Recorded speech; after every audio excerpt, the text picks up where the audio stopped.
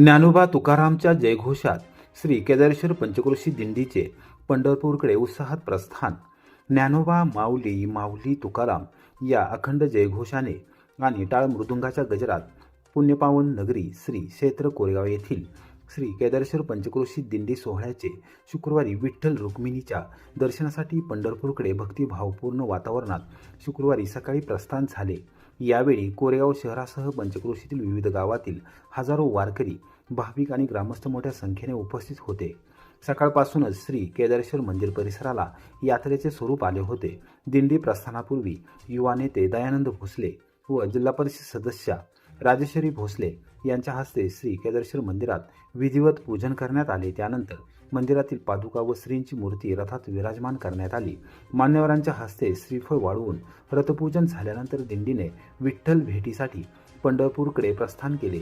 यावेळी दिंडी सोहळा चालक तथा कोरेगाव तालुका वारकरी संघाचे संस्थापक अध्यक्ष हरिभक्त पारायण शिवाजी महाराज शिंदे, गोडसे वाडीकर, जिल्हा परिषदेचे माजी सदस्य किरण बर्गे, जिल्हा नियोजन समितीचे सदस्य राहुल प्रकाश बर्गे, शिवसेना नेते व कोरेगावचे प्रथम नगराध्यक्ष प्रशांत उर्फ राजाभाऊ बर्गे, नगराध्यक्षा दीपालीताई महेश बर्गे, माजी नगरसेवक सचिन भैया बर्गे, संजय पिसाळ, प्रीतम शहा, माजी उपनगराध्यक्ष सुनील दादा बर्गे, श्री केदारेश्वर देवस्थान ट्रस्टचे अध्यक्ष राजेंद्र बुवा बर्गे, उदयसिंह बर्गे, नगरसेवक साईप्रसाद बर्गे, नितीन शेठ ओसवाल, अजित विलासराव बर्गे, वंदनाताई शिंदे, डॉक्टर संगीताताई सावंत, उल्काताई मालुसरे, नलिनीताई बर्गे, साधनाताई बर्गे यांच्यासह शहरातील आजी माजी नगरसेवक, नगरसेविका आणि मान्यवर यावेळी उपस्थित होते।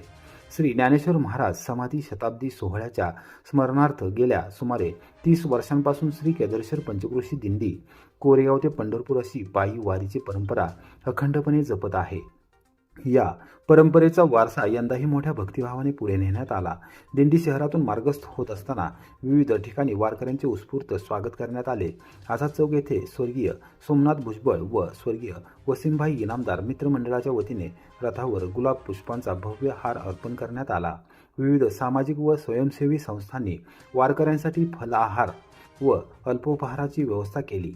जुना मोटर स्टँड येथे जिल्हा परिषदेच्या अध्यक्षा डॉक्टर सौ प्रियाताई महिशिंदे यांनी रथपूजन केले। न्यू हिंद भवन चौकात शिवसेना उद्धव बाळासाहेब ठाकरे पक्षाचे शहर प्रमुख अक्षय बर्गे, मनसेचे तालुका अध्यक्ष सागर बर्गे, सम्राट बर्गे, श्रीकांत बर्गे, ग्राम महसूल अधिकारी प्रशांत पवार तसेच रामभाऊ देवकर मित्र समूहाच्या वतीने वारकऱ्यांना अल्पोपहाराचे वाटप करण्यात आले। चिमणगाव फाटा येथील पेट्रोल पंपाशेजारी पंचायत समितीच्या सभापती रुपालीताई शिवाजीराव गुरव, सदस्य Sandeep Jadhav, Vilasrao Shankarrao Barge, Suryakant Bajirao Jadhav, advocate Vishal Shirtode, advocate Mahesh Godse, advocate Gayatri Bhutkar, advocate Rishikesh Vellal, advocate Ganesh Jadhav, advocate Vishwajit Ganjal तसेच कोरेगाव तालुका वकील संघटनेच्या सदस्यांनी वारकऱ्यांना अल्पोपहाराचे वितरण केले। दिंडी मार्गावर कोणताही अनुचित प्रकार घडू नये यासाठी पोलीस निरीक्षक अरुण देवकर यांच्या नेतृत्वाखाली चोख पोलीस बंदोबस्त ठेवण्यात आला। वाहतूक नियंत्रण शाखेच्या कर्मचाऱ्यांनीही वाहतूक सुरळीत ठेवण्यासाठी विशेष परिश्रम घेतले। भक्ती, श्रद्धा आणि सामाजिक एकात्मतेचे दर्शन घडवणाऱ्या या दिंडी सोहळ्यामुळे कोरेगाव शहर संपूर्ण दिवस विठ्ठल नामाच्या गजराने आणि वारकरी संप्रदायाच्या भक्तिरसाने भारावून गेले। रामकृष्ण हरी। मी गेल्या 31-32 वर्षापासून कोरेगावमधून केदारेश्वर पंचक्रोशी दिंडी सोहळा तालुका कोरेगाव अशा नामांकनाची दिंडी काढलेली आहे। भरपूर वारकरी सहभागी होता। आम्ही 1 ते 1.5 महिना मला पंढरीला 4 ते 5 वेळा जाऊन या जेवणवाल्यांच्या नाश्तेवाल्यांच्या गाठी घ्याव्या लागतात। त्यांच्यात काय बदल झालाय, काय झालाय व मला पूर्ण चौकशी करून त्यांची नावं छापून त्यांना जाहिरात पुन्हा पोच करायला गेलो असतो। 9:30 वाजता आमचं दिंडीचं प्रस्थान प्रमुख पाहुणे कोणतरी दरवर्षी नवीन ठेवतो आणि त्यांच्या हस्ते प्रस्थान करतो। सकाळपासूनच नाश्ता, चिमणगावला आल्याचे व्यापारी आहेत त्यांच्या तिथं वर्धनगडला जेवण, पुष्यगावला सेवागिरी ट्रस्ट आम्हाला जेवण देते। अशा तऱ्हेने आम्ही मार्ग कापतो। अजून काय, आमचे मुक्काम जिथं जिथं आहे ते ठरलेले 30-32 वर्षाचं एकदाच नियोजन केले, त्यात काहीही बदल होत नाही मला। आणि पंढरपूरला बी आमच्या दिंडीची स्वतःची 4-5 गुंठ जागा असून तिथं आम्ही 3 गुंठ आरसीसी बांधकाम केलेलं आहे, बोर आहे, 8-10 संडास आहेत, पूर्ण तिथं स्वावलंबी आहे। हातात सलांची सुई तरीही वारकऱ्यांच्या सेवेसाठी मैदानात मंत्री जयकुमार गोरे यांचे समर्पण भाविकांच्या मनाला भिडले. आषाढी वारी म्हणजे लाखो वारकऱ्यांची श्रद्धा, भक्ती आणि सेवाभावाचा महासागर. या सेवाभावाला न्याय देण्यासाठी स्वतःच्या प्रकृतीची पर्वा न करता ग्रामविकास मंत्री तथा सोलापूरचे पालकमंत्री जयकुमार गोरे वारकऱ्यांच्या सेवेसाठी प्रत्यक्ष मैदानात उतरल्याचे हृदयस्पर्शी चित्र गुरुवारी पंढरपुरात पाहायला मिळाले. त्यांच्या डाव्या हातात सलाईंची सुई असतानाही त्यांनी पालखी तळांची पाहणी करून प्रशासनाला आवश्यक सूचना दिल्या. हे दृश्य अनेकांच्या मनाला स्पर्शून गेले. आषाढी वारी सुरळीत, सुरक्षित आणि शिस्तबद्ध पार पडावी यासाठी पालकमंत्री गोरे यांच्या नेतृत्वाखाली जिल्हाधिकारी एस कार्तिकेयन, जिल्हा परिषदेचे मुख्य कार्यकारी अधिकारी कुशल जैन आणि पोलीस अधीक्षक अतुल कुलकर्णी यांच्यासह संपूर्ण प्रशासन युद्धपातळीवर काम करत आहे.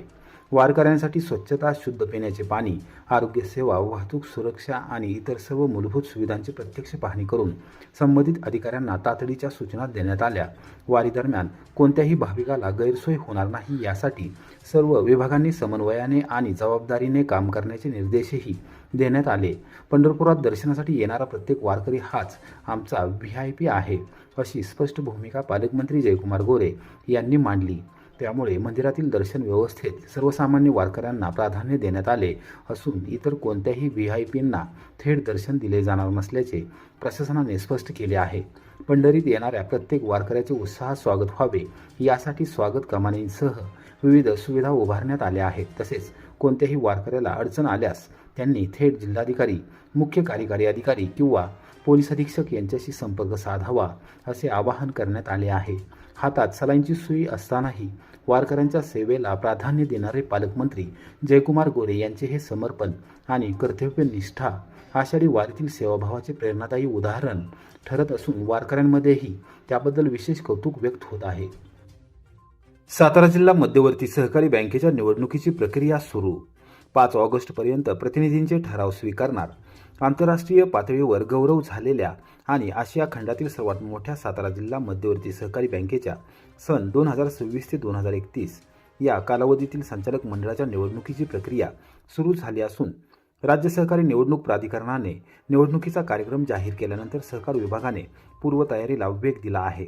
जिल्ह्यातील सहकार क्षेत्रासाठी अत्यंत महत्त्वाची मानली जाणारी ही निवडणूक असल्याने विविध सहकारी संस्था आणि सहकार क्षेत्रातील पदाधिकाऱ्यांमध्ये हालचाली सुरू झाल्या आहेत. जिल्हा उपनिबंधक सहकारी संस्था संजयकुमार सुद्रिक यांनी निवडणूक प्रक्रियेबाबत सविस्तर माहिती दिली. त्यांनी सांगितले की राज्य सहकारी निवडणूक प्राधिकरणाच्या निर्देशानुसार निवडणुकीची प्रक्रिया टप्प्याटप्प्याने राबवण्यात येत आहे. जिल्हा सहकार निवडणूक अधिकारी तथा कोल्हापूर येथील विभागीय सहनिबंधक डॉक्टर महेश कदम यांनी जाहीर केलेल्या कार्यक्रमानुसार 7 जुलै ते 5 ऑगस्ट 2026 या कालावधीत सभासद संस्थांच्या प्रतिनिधींचे ठराव स्वीकारले जाणार आहेत. संबंधित सभासद संस्थांनी नियोजित मुदतीत आपल्या अधिकृत प्रतिनिधींचे ठराव सादर करावेत असे आवाहनही करण्यात आले आहे. प्रतिनिधींचे ठराव स्वीकारण्याची प्रक्रिया पूर्ण झाल्यानंतर मतदार यादी तयार करण्यात येणार असून त्यानंतर हरकती, अंतिम मतदार यादी, उमेदवारी अर्ज आणि पुढील निवडणूक कार्यक्रम जाहीर केला जाणार आहे. सातारा जिल्हा मध्यवर्ती सहकारी बँक ही जिल्ह्यातील सहकार चळवळीतील महत्त्वाची वित्तीय संस्था असल्याने या निवडणुकीकडे सहकारी संस्था, राजकीय पक्ष आणि सहकार क्षेत्रातील सर्व घटकांचे लक्ष लागले आहे. आगामी काळात निवडणुकीच्या पार्श्वभूमीवर जिल्ह्यातील सहकार क्षेत्रातील राजकीय घडामोडींनाही वेग येण्याची शक्यता व्यक्त केली जात आहे. सातारा जिल्हा मध्यवर्ती सहकारी बँकेच्या निवडणुकीच्या अनुषंगानं माननीय जिल्हा सहकारी निवडणूक अधिकारी तथा विभागीय सहनिबंधक सहकारी संस्था कोल्हापूर विभाग कोल्हापूर यांच्या मार्फत ठराव मागण्याचा कार्यक्रम सुरू झालेला आहे.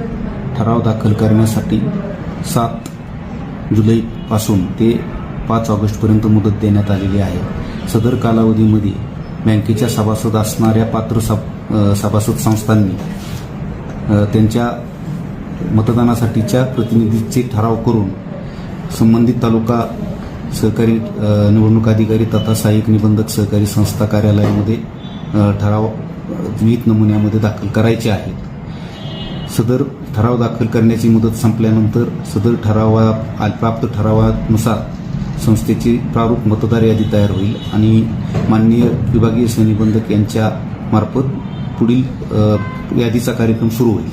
यादी अंतिम झाल्यानंतर प्रत्यक्षात निवडणुकीचा कार्यक्रम पुढे चालू होईल. सभासद संस्थेला अर्धा दिनांकामध्ये सभासद होऊन 3 वर्षे पूर्ण झालेले आहेत अशा संस्थांना ठराव करण्याचा अधिकार आहे.